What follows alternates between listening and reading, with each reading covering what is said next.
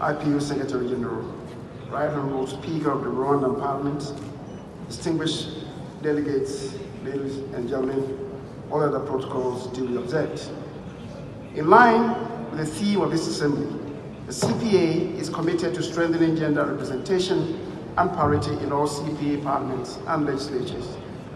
At the recent Commonwealth Parliamentary Conference, which held in Halifax, Canada, the CPA amended its constitution to increase women representation on the executive committee as well as delegates to the annual conference. This demonstrates the commitment within the CPA family to strengthen gender equality and representation in our parliaments. While there are numerous examples of women changemakers across the Commonwealth and the wider world achieving extraordinary progress in advancing gender equality, the responsibility to re-gender parliaments should not be seen as an additional burden placed on women parliamentarians alone. Rather, gender balance and gender sensitivity can only be achieved when all stakeholders bond and band together in addressing and eradicating harmful practices and procedures, formal and informal rules, norms, behaviors, barriers, and restrictive cultures. It is the CPA's belief that parliaments must work to become gender-sensitive institutions, meaning they ought to recognize the detrimental effect of gender suppression and disenfranchisement, and must actively champion gender equality.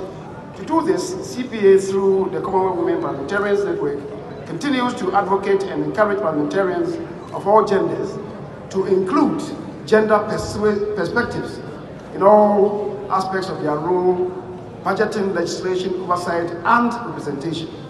Let me cite three other areas that the CPA has continued to work on to promote gender-sensitive parliaments.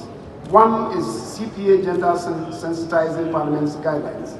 The second is Gender-Sensitive Reviews, which has four strands: equality of participation within Parliament, parliamentary infrastructure, parliament culture, gender equality policy, and the third is a 7-step field guide, which has these steps. 1, understanding gender sensitivity. 2, embracing gender-sensitive parliament principles. 3, preparing a team and strategy.